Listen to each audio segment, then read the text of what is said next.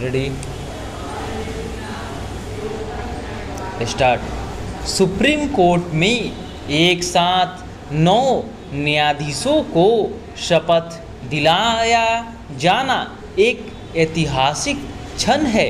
ऐसा पहली बार हुआ जब इतने अधिक न्यायाधीशों को एक साथ शपथ दिलाई गई।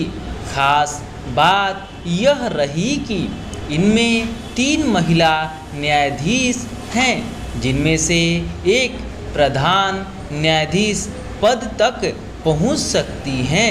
इन नए न्यायाधीशों की नियुक्ति के साथ ही वह गतिरोध टूट गया जो बीते 21 माह से चला आ रहा था। इसके चलते नए न्यायाधीशों की नियुक्ति नहीं हो पा रही थी। इस लंबे गतिरोध का कारण कुछ भी हो, न्यायाधीशों की नियुक्ति में अनावश्यक देरी ठीक नहीं।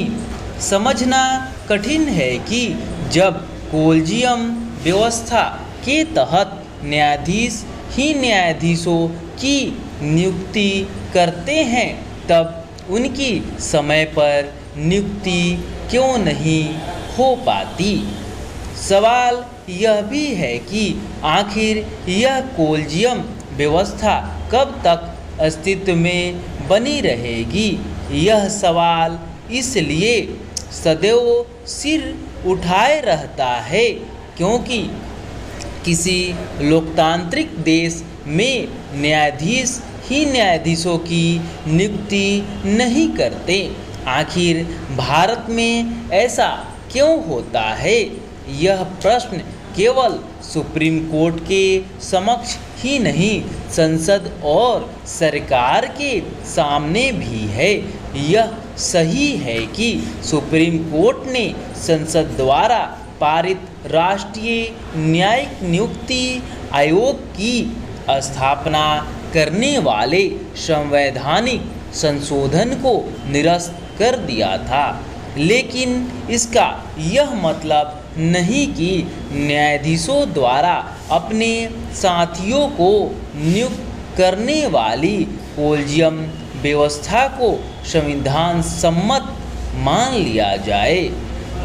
बेहतर होगा कि सरकार राष्ट्रीय न्यायिक नियुक्ति आयोग को नए सिरे से गठित करने की पहल करे, क्योंकि यह लोकतंत्र की गरिमा और मर्यादा के प्रतिकूल है कि न्यायाधीश ही न्यायाधीशों की नियुक्ति करे।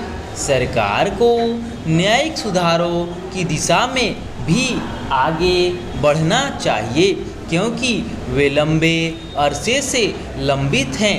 न्यायिक सुधारों की ओर कदम बढ़ाए बिना न तो लंबित मुकदमों के भारी भरकम बोझ से छुटकारा पाया जा सकता है और न ही लोगों को समय पर न्याय उपलब्ध कराया जा सकता है।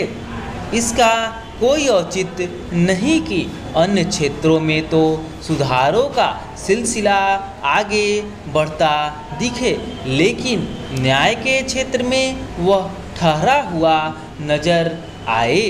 यदि यह समझा जा रहा है कि सुप्रीम कोर्ट और हाई कोर्ट में न्यायाधीशों के रिक्त पद भरने मात्र से अभीष्ट की पूर्ति हो जाएगी, तो यह सही नहीं।